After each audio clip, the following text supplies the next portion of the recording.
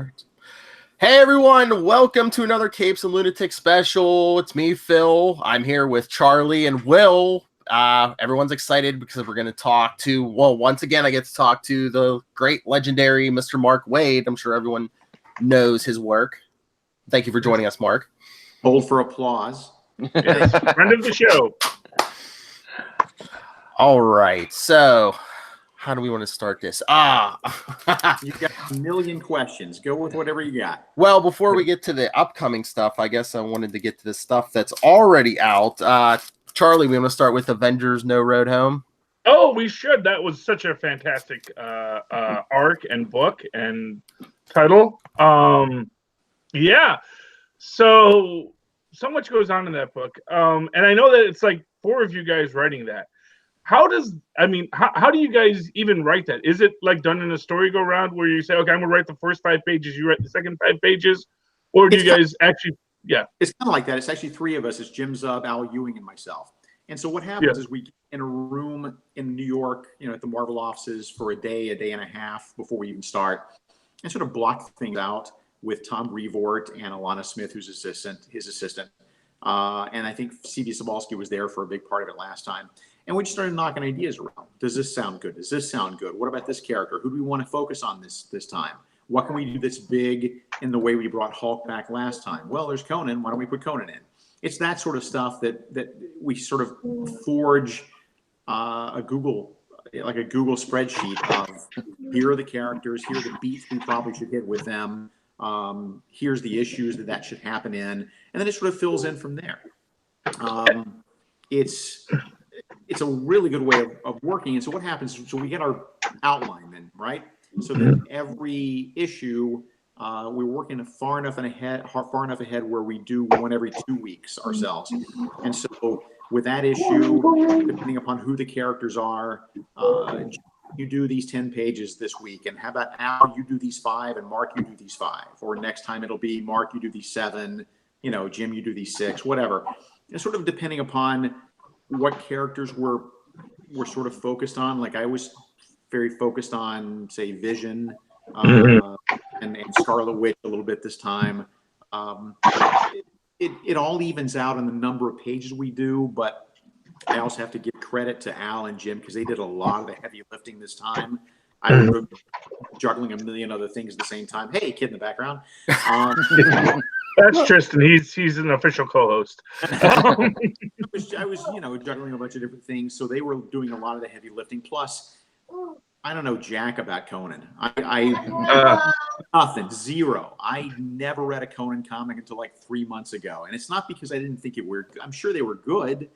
Barry Windsor Smith, amazing artist, but it never, it just didn't appeal to me. And so I lived this, sort of very tidy Niles Crane sort of existence. And so Conan doesn't really speak to me, but once I read him, I'm like, oh, I get it. Oh, I totally get it. But that said, Jim was the guy who really much carried the Conan torch. Al carried a lot of the metaphysical stuff. Again, this time around they did a lot of the heavy lifting. Okay. Well, I'll leave my Conan questions then. But so just because you mentioned Scarlet Witch and Vision. Yeah.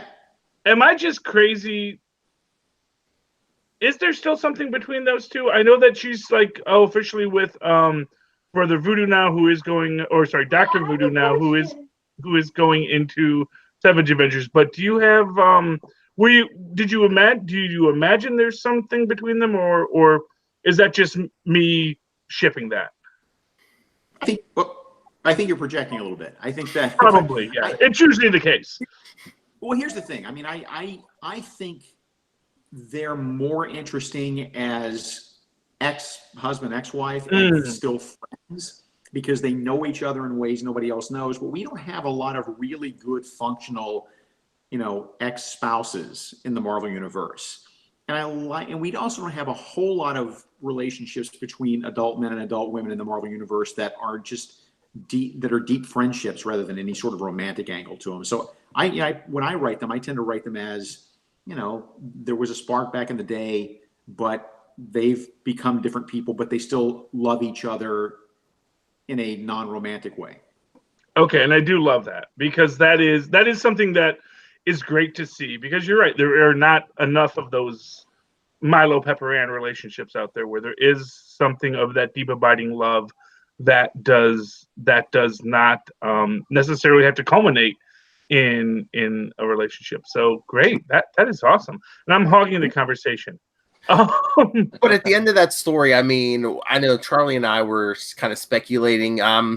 It seems like there's been a change in status quo for Hercules. Did he lose like some of his immortality? Because he looked like, I don't know if it was the lighting or the art, he just looked like a little more gray on the sides and stuff. That was a thing. That was a little thing from the final. You know, I mean, he has his 12 labors. Well, holding the door open to the House of Ideas was the 13th labor, basically, and it took a little bit out of him. That was Al, and that was Al's suggestion that doing that alone, and you'll see that's when his hair got a little white.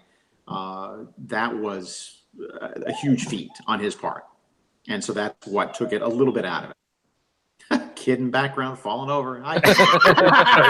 Yeah, he can be distracting, but you know the audience loves him, I assume. He's the most entertaining thing on the screen. I totally get it. Well, that's why he actually usually has a lot of great insights, but since we're pressed for time, I don't want to run into that.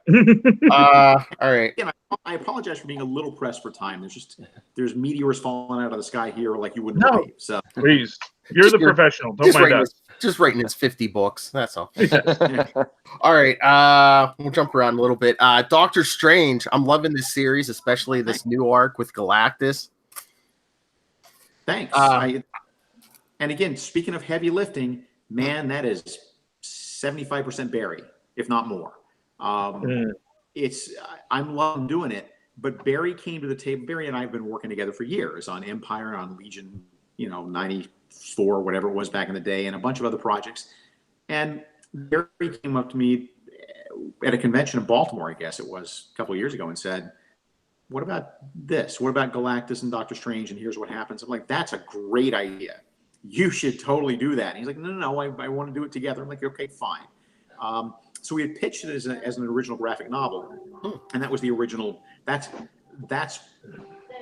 why you suddenly have like 4 Galactus stories happening at the same time at Marvel, because this was originally planned to be an OGN. But when we got there, Marvel was really not in the business of doing original graphic novels at this moment. So we decided, let's slot it into Doctor Strange. So the way it works is Barry and I came up with the beats. We talked it out at great length, and we still every issue talk things out. But there's no plot on paper so much as it is Barry then does layouts for 20 pages with rough dialogue notes, and I just pick those up and go, oh, there's some great stuff here, and then pump up the dialogue and do some character stuff.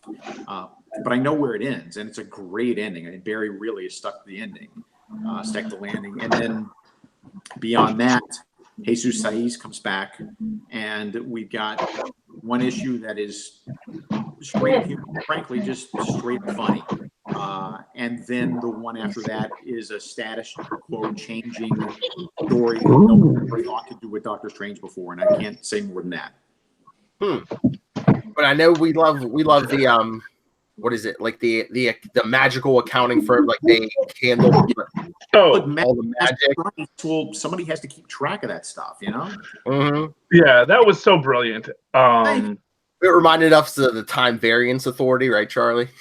Oh yeah, but somehow better. And I don't know if you guys go back this far, but there's a little bit of Steve Gerber Defenders in there, a little sort of the absurdity of taking something absurd and treating it fairly straightforward. And remember, as I keep reminding our editor, accountants they're not their own boss. Accountants work for somebody. So we still haven't gotten there yet. Who is the accountant working for? We will get there sooner than later. I can't wait. But the big Galactus thing, we were speculating, does this mean are we gonna get the Galactus Dormammu fight? Yes. Oh, nice. Well, Perfect. Kind of. I mean, yes. But before that, I'll spoil anything. But before that, there's a really good Galactus Dormammu moment before there's an actual fight, and it's full page splash, and it's the best thing I've seen in Barry drawn like months and months. Okay, I cannot wait for that. Yeah, not for nothing. When you have Umar there, and it is just, I don't even pronouncing your name wrong, but it just seems like, hey, if he wants to eat things, why doesn't he eat my brother?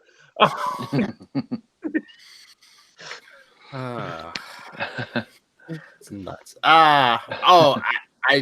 All right, let's get to, since we're pressed for time, let's get to Mark's upcoming projects, because I know these two gentlemen here are big fans of back in the day of the official handbook of the Marvel Universe.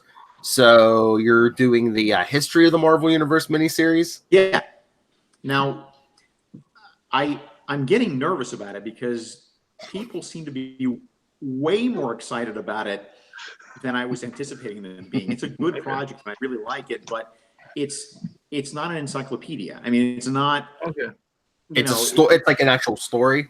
It's illustrated text, but there is a story to it. There's framing to it that gives it a story that gives you a bigger picture of the Marvel Universe. Yeah. But we've got, a billion years to cover in 6 issues and, 120 pages. So there's, we're not going to get into the super fine details of Marvel continuity as much as sort of a really beautifully illustrated overview with some surprises. I mean, we made a point of looking for things we can put in there. A couple of them are interesting retcons. A couple are nods to stuff that you haven't seen yet. So we want, we want to make sure that there's something in there, even if you're a diehard Marvel fan, there's something in there that you didn't know. So will it have new art for this series? I mean, I'm thinking back to Marvel Saga where they just cut panels. Saga. It's straight up new art and it's beautiful. Awesome. And Javier Rodriguez is doing sort of montage pages. He did. There was a piece done. I can't remember if it was Javier now or not, but there was a piece done years ago that was a Captain America origin that was basically just a one splash page that was sort of a montage vignettes of stuff. That's not a very good way of explaining it, but anyway, it's illustrated text, all the material, and then my understanding is in the back of every issue we're expanding it to, to contain some text from the guys who make the official handbooks, and sort of give us a little more and allow us to drill down a little bit more on the stuff we didn't have time to spend time on in the first 20 pages. And it's 6 issues, correct? 6 issues, yeah. Mark Waid's writing the history of the Marvel Universe. They only give him 6 issues. Come on, 120 pages, man. It's a survey course. That's all I can tell you. Well, I mean, here's a great question to ask on that. Oh, I'm sorry. Well, I'll be the judge of whether it's a great question, but you go ahead. I know you didn't read Conan, but like my actual first Marvel comic book was Conan the Barbarian. Yeah. So and the Hyborian Age and Conan used to be one of these central aspects of the Marvel Universe. At least I always felt it was every time there was a reference. Yeah. Is that going to be incorporated? Is the Hyborian Age going to be in your Marvel Saga or maybe less so? Not, you can tell by the expression on my face. Not so much. Okay. It's not because I don't think it belongs there, but just because there's still licensing issues around some of that stuff. Like we can use Conan all we want, but there are approvals. There are approvals in process. The Conan estate gets to say X, Y, and Z, and as they should. So sometimes you're not going to see Conan as referenced as heavily as you might. Very good. Distracted Charlie. I'm not the only one here. You guys ask a question. I know. Will, you've been kind of quiet. Anything? Let's talk about. I mean, she's pretty much the first lady of Marvel, and it's taken her a few decades now to get her own series. What's kind of your take, or what's your motivation, and what's the core of this book? Talking about me and Invisible Woman, doing the Invisible Woman. Yeah. And it's 5 issues, and they said do whatever you want. I mean, Tom Brevoort said, you've got a good take on the character. You've always had a good take on the character. What do you want to do? And I knocked around a lot of ideas, and I also wanted to try to go in genre-wise into directions I haven't really spent a whole lot of time in. So rather than a straight up superhero story, it's more of a spy story. It's very much a spy story.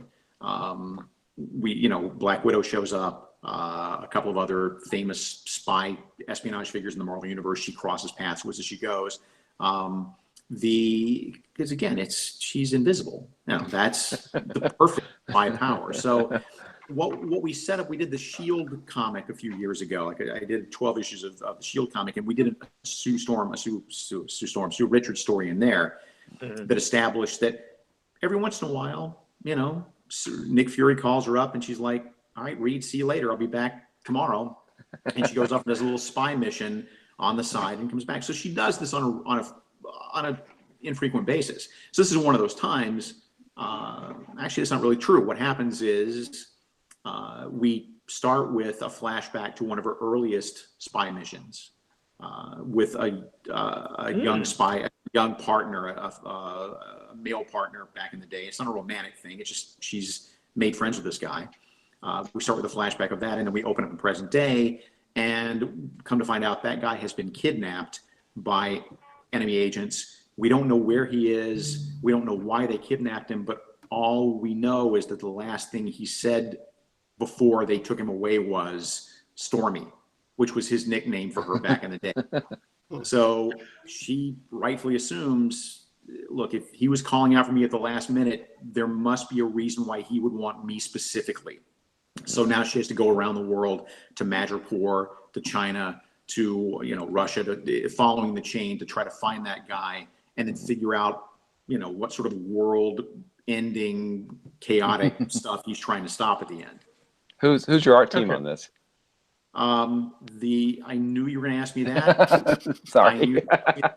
We're going to go to the iPhone right now, and we're going to. It's a pronunciation thing. That's why he's a new guy. He's terrific, and please hold. Your call is important to us. Really embarrassing.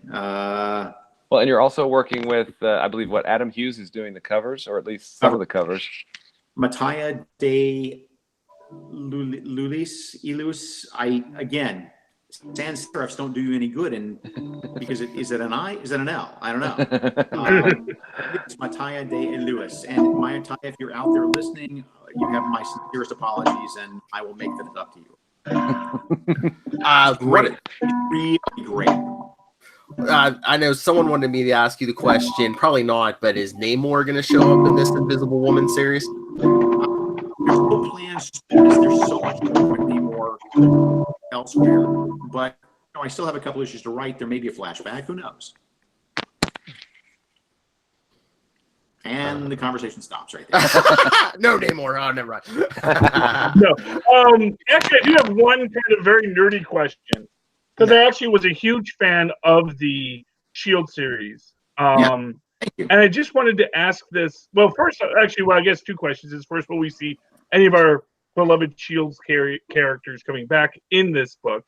But more to the point is maybe it's just me, the way I read it, but was there an implication in that Sue Storm issue that she actually was working with Shield before she got powers? Or was it always after she got powers? No. Okay. Always after.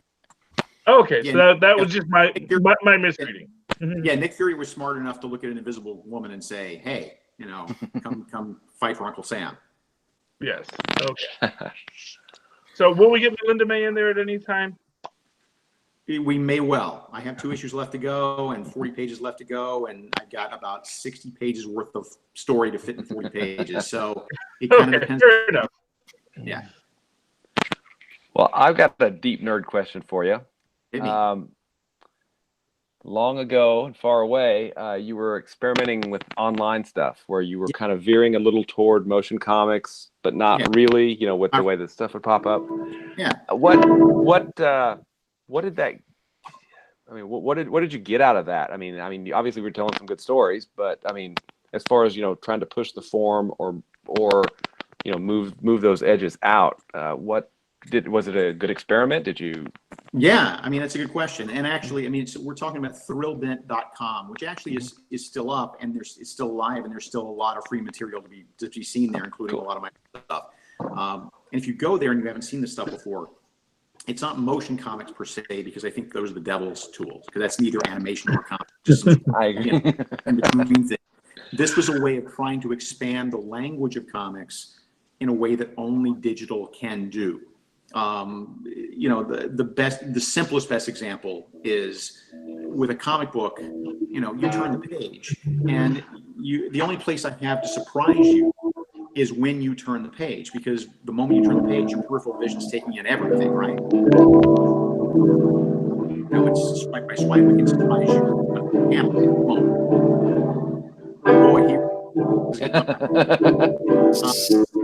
so language like that, coming up with new ways of doing comics, new ways of playing with language, that was a lot of fun. And I was able to take some of the techniques back to print and make some of that stuff there. But again, I still want to get back to it, and I've just been juggling a bunch of big things. Cool. Awesome. Thanks. Sure. Will, should we drop the big question on him? Show the shirt. Mr. Waid, in any of your projects, or do you know if Marvel has any upcoming plans for any of the Quasars, either Wendell Vaughn or Avril Kincaid, any quantum band welders? That's your big question, really? Well, we have a podcast on Quasar, so we would like to know. Here's the thing. I don't think I have any plans. Here's the thing. Everyone has a certain line in the sand in terms of you loved as a kid, and the characters that came after you became an adult and sort of read a lot of comics, and you're emotionally tied to the. I mean, I think that probably speaks for all of you guys. Right? There's an emotional tie to the characters you read when you were a teenager, and less of an emotional tie you read who were created like after you got to be a grown-up, right? So in my case, my line is Firestorm. My line is, if you were created before Firestorm, I love you unconditionally. If you were created after Firestorm, I think you may be an amazing character, but there's no emotional I have no childlike attraction to you. So I'm like the worst guy to ask about Quasar. So. But you used him so well in your Fantastic Four, so. Thank you. I don't even remember. I don't even remember that. Yeah, he was in there. Right? Yes, that was a Tom Brevoort suggestion. I didn't even think about Quasar, but yeah, okay. With the much missed Ringo, unfortunately. Yeah, man, every day. He was such a great artist. Should ask him about Captain America. Captain America's his favorite. And luckily, he's playing music that is in the public domain. Yeah. They wipe you off the map. I'm guessing you guys can hear Tristan. Yes, a lot. Yes. So, guys, any other questions? Yeah, okay. Before we have to let Mark go, because I think he only has a couple more minutes. So. Okay. Well, there you go. Don't enjoy. We're all meant to become brothers. You've worked for a lot of companies over the years. Are there any? And you've worked with a lot of great characters. You created a lot of your own characters. Are there characters that you really want to get back to, or some that you haven't had a chance to do that you really want to do? That's enough practice. It's funny. There's a lot that I haven't had a chance to take a swing at yet. I mean, Iron Man would be one. Thor is the only other major Marvel character I've never taken a swing at, and that's only because I like Thor, but I don't really have any ideas for Thor. And at DC, you know, Batman's the only guy I really didn't get a chance to take a swing at. So there's not much left for me to do there, and going back is always dangerous. Like what you're doing is competing with people's memory of the first time you did it. And for instance, with Captain America, I never would have gone back to Captain America if not for Chris Samnee. You know, because that was my safety net. And there was no goal that Chris Samnee was going to make me look good. I'm more interested in stuff like right now that I can do that's fresh and new. Here's something we can talk about. We need to talk about humanoids. We need to talk about new books I'm doing through Humanoids Publishing. We're launching, and you'll see it at the Free Comic Days. There's a line of comics called H1 from Humanoids, which has been a European publisher for years. They did Mobius, Jodorowsky stuff, but now they're doing breaking into the American market with some monthlies. And one of them is called Ignited. I'm writing that with Kwanzaa Ojafeo. because I couldn't resist the pitch. The pitch was, what if the Parkland kids, essentially, what if kids that had survived a school shooting were then given the powers and abilities to fight back and make change? What would they do? Cool. There's no supervillains to fight against. There's nothing to punch. But the great takeaway from reading about all those kids, and I've done so many deep dives into David Hogg and Gonzalez and all these kids, is I stand in awe of them. First off, because they didn't just go back to their lives. They were all activated. The common thread between all those kids who have come out of school shootings and have decided to step up is they just don't want to feel helpless anymore. They never want to feel helpless again. And they know that they can't fix the problems, but what they can do is keep goading us to do something to protect them, to do something about common sense gun laws, to do something, not to take away everybody's guns, but just do something about common sense gun laws. And so that was a passion thing for me. I'm very passionate about, and to be able to do it in the medium that I love and really sort of make a statement along those lines, I couldn't pass that up. Awesome. So you said there'll be something there for Free Comic Book Day then this weekend. Yep, this free, and then I think the first issue ships in July. I want to say it's called Ignited. Awesome. So are you up to like 100 books a month now? Is that what you're writing? Yeah. I wrote 3 while I was waiting for you to call. What is it? Doctor Strange, Invisible Woman, Ignited, History of the Marvel Universe. One super cool Fantastic Four thing that's coming up that I can't talk about yet, with an artist who has been on my bucket list since I was 10 years old. Oh, wow. And then there's a couple other things floating around out there. Yeah. Cool. Oh, and I saw you were on Facebook. You thoroughly enjoyed Avengers Endgame like the rest of us, correct? This is a true story. I will tell you a true story. Wait, how many people have seen it? Oh, well, everyone here's seen it. Yeah. All seen it. Okay. Yeah. What do we do? And we're officially a spoiler podcast. What do we do about people who are listening to your podcast who haven't seen it yet? Can I say something specific? What do you think? I mean, unless we just say spoiler alerts, I mean, either drop out here or fast forward a couple minutes. But I mean, we reviewed the movie and spoiled the whole thing. Okay. So, I mean, yeah. It's a true story. The moment that the hammer flew into Captain America's hand, not only did the entire theater go berserk, but I was the loudest, and I was screaming and hollering and just hooping. And I just had it was the most joyous moment to me. I was so caught up in that moment and so overpowered that only after the lights came up did I realize I had literally ripped the arm off the chair I was sitting in.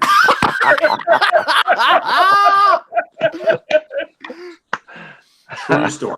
I feel that. That was me in the theater. I was annoying my wife. I was like, he's picking up the hammer, and then it was that, and it was like, oh, he's about to say Avengers Assemble. Yeah. That was it. Seriously, like Superman catching Lois Lane in an airplane. Yes. And then this. Those are my 2 favorite superhero moments of all time. Captain America catching that hammer just was the greatest thing I've ever seen in a Marvel movie. It was amazing. Yep. I was going to say, did you see, I forget what episode it was, but a couple episodes back on The Flash, I believe they called you out. It was like Waid Avenue or something. I've been called that a few times in that show. They still have to let you write it. Gail Simone, but Oh yeah, last night yeah. Let me get back. Let me get back to something about Avengers Endgame too. Oh, sure. And you alluded to this about my Facebook post about it. So I didn't spoil it on Facebook, but man, it makes me nuts when people bitch about that one scene with the women together, the women of Marvel together. It's the Lady Liberators. Half the theater that I was in went apeshit, right? Mm-hmm. Justifiably so. Mm-hmm. It was a really cool moment. It lasted, 15 seconds? Yeah. Tops, yeah. And yet, there's so many man babies online who just got it. And I knew it the moment I saw that scene. I'm like, oh, they're going to go after this. And sure enough, they were losing their minds about, well, it's fan service. They keep throwing around the term fan service like it's a bad thing. This whole movie was fan service. Look, the whole movie was fan service. Yeah. Fan service is not a pejorative. Here's what fan service. This is what they use. Fan service is code for I didn't like that moment. That's what fan service is. Mm-hmm. Here's what fan service is. And I said this in my Facebook post. Fan service is a guitar solo. That's what fan service is. You know, did you need it? No. You know, was it just the guitarist having a lot of fun? Yes. Did it ruin your enjoyment of the song? No. Did some other people really dig it? Yes. Then shut up. Exactly. Let have fun. We're in such a place in pop culture where we're just so eager to rain on everybody else's parade. Mm-hmm. And I just look at moments like that and I think it's no skin off your nose. It's no skin off your nose whatsoever. Let somebody else have fun for 20 seconds. And there's scenes in the movie that I wouldn't have put in there, but I don't care. You know, I love the overall movie. No one can hate superhero movies better than superhero comic book fans. Well, you know, everything does not have to be for me. We went somewhere. I know I'm over time. I don't care. We went somewhere in the last 15, 20 years from comics are for everybody to comics are for me, only me. And it's such a selfish attitude, and it's so short-sighted, and it doesn't make any sense to me. It's, you know, I watch biography on A&E every once in a while. I watch A&E biography. Do I watch every episode of A&E biography? No. What's the ones that are interesting to me? Do I read every superhero comic coming out? No. I read the ones that interest me, but I don't think there's. I mean, let's pick an example. You know, I don't read Green Arrow, but I don't think we should stop publishing Green Arrow comics because I don't read them. That's ridiculous. You know, all of us, everybody on this call, that when you were growing up, there were comics that you didn't buy, not because you thought they were morally abhorrent. It's just, you know, I don't like Sergeant Rock. There you go. Anyway, yeah. There's so many books out these days. I mean, I don't think that anyone has the time or money to read them all. It's like but there's something for everybody. I don't know why people get so upset. Dude, remember, I owned a comic shop. Like every week, 8 billion comics would come in that door, and I read what I could to keep up with stuff, but there was a limit. But what was joyous about owning a comic book store is that children come in, and they're picking up stuff that it would never have occurred to me. People who don't look like I look in the mirror are coming in and picking out stuff that they like. And there's this, you know, the pushback against that stuff often tends to be, well, let's take an example. America. That's a good example. America is a book that Marvel did. It didn't sell terribly well. It was about a woman of not white heritage. And it didn't do terribly well, but there were still people who liked it. And to say that it was politically, it was SJW political stuff. Well, here's the thing. And nobody will remember its forgotten book. Maybe, but I'll tell you what, in 1971, Denny O'Neil and Neil Adams were doing Green Lantern stories with Green Arrow that were every bit as topical and every bit as SJW, if you will, as what's happening in books today. And those books didn't sell worth a damn back then either. But guess what? They haven't been out of print for 40 years. They're considered, in retrospect, some of the best comics that were ever done. Am I saying specifically that America will be that? Not necessarily, but my overall point is we don't know. Yeah. If you asked anybody in 1971, is this comic going to be remembered forever? No, of course not. Comics are for everybody, man. Yeah, and like I said, I mean, it's a business at the end of the day. I mean, if you really don't like something or you really love something, vote with your wallet. I mean, at the end of the day, it's a business, correct? I mean, Marvel would give us, a monthly Hulk comic where he wears a pink tutu every month if they thought it would sell books, right? copies of that, they do that. Absolutely. It's, Yeah.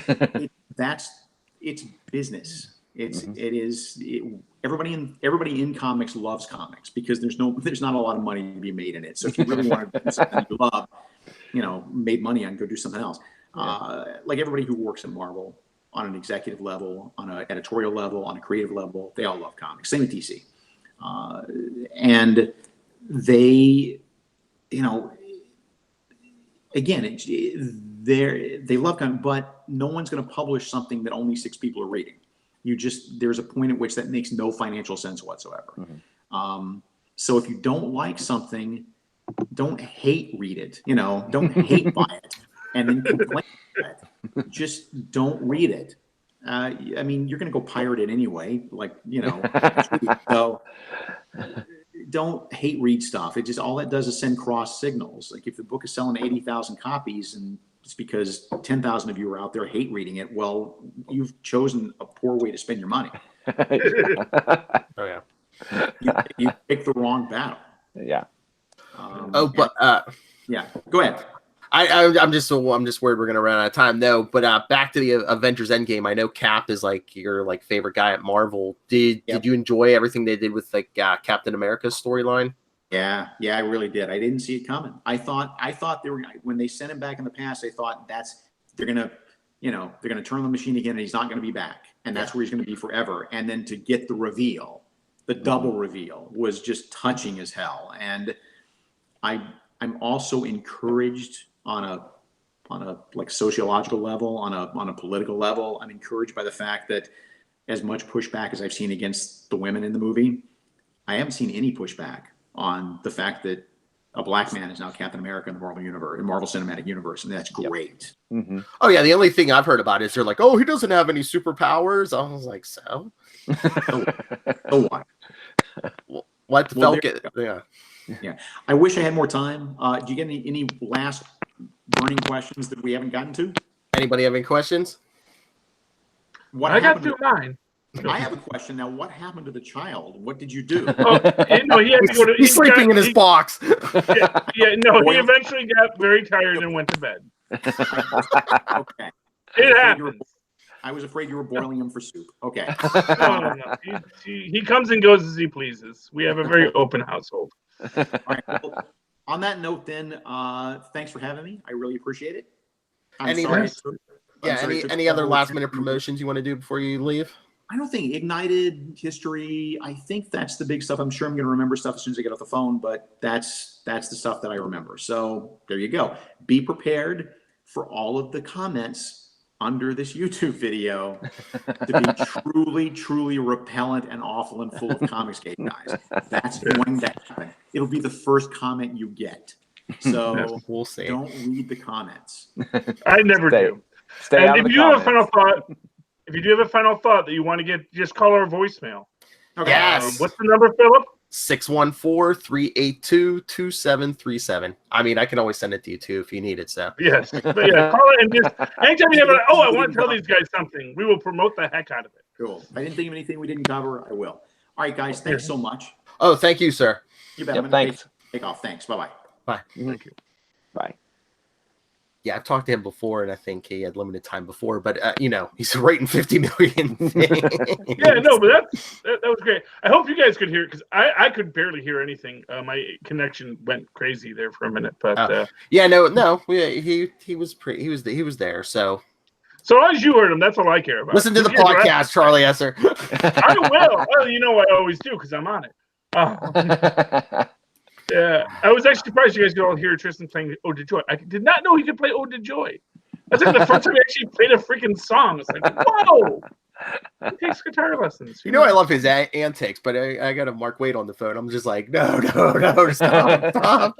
Well, I didn't bring him in. I didn't have him ask questions. I was very, he knows. I think that disappointed him a little. He is so used to getting that free ride. But, well, I was waiting for his, his weekly. What's going on with Venom, Mr. Waid? Well, if he had his own headphones, he might have gotten in on that. But see, only I can hear what's going on. So he just said, I have a question. I'm like, save it for the end of the podcast, Philip. Tristan. I was like, you think of me as a son. I do think of you as my beloved eldest, youngest son, something. I don't know. I am very fatherly towards you, Philip. In the way that a drunken, neglectful father who lives in another state can be. Oh, good Lord. All right. Well, we're getting out of here. How can we compete with a Mr. Mark Waid? No Quasar, though, Will. I know. It's all right. It disappoints me. We'll keep the hope alive. Watch and listen to the Quantum Zone for your Quasar fix, I guess. Mm-hmm. All right, Will. Vans will be back. Where? All right, Will. Where can people find you and your work, Diary of Night? You can find me at Walred. That's at WALLRED at Gmail and Twitter and Facebook and all those things. And then you can find Diary of Night at diaryofnight.com. And there's this little podcast we do called the Quantum Zone Podcast, and because we kind of love Quasar, so you can always look for the Quantum Zone Podcast or go to quantumzone.org, which is where we have all kinds of great stuff about Quasar out there. What about our Quasar podcast, the Quantum Zone? I don't know. What about it? No. What about our Quasar podcast? Wish Maddie could have been here. Yeah. All right, Charlie Esther, let it rip.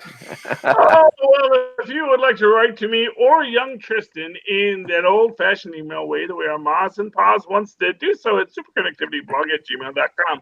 That's superconnectivityblog, all one word, @gmail.com. And of course, follow me on the Twitters as I live tweet Agents of S.H.I.E.L.D. and Cloak and Dagger, and that's about it, because Gotham's gone at Charlie Esser. That's CHARLIE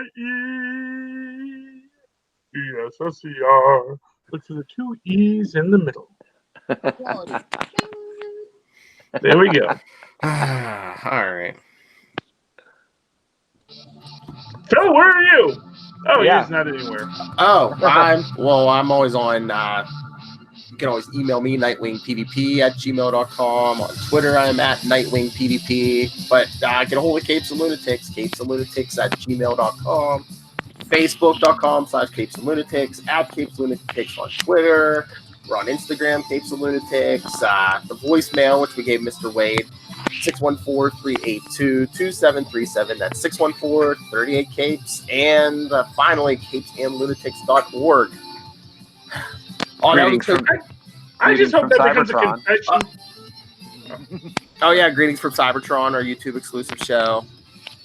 Yeah, I'm just going to say I would love it if that number just becomes a confession line for every comic book creator. It just calls me, yeah, man, I wanted to let you guys know I'm doing this thing, so yeah. Oh, it'd be great if Mark Waid left the thought every week. Oh, the week with Waid. Anyone. Oh, anyone. Yeah, I'm still waiting for Bendis, but the week with Waid. Please, Mr. Well, you Waid, have burned that bridge, sir, with all your anti-Bendis antics.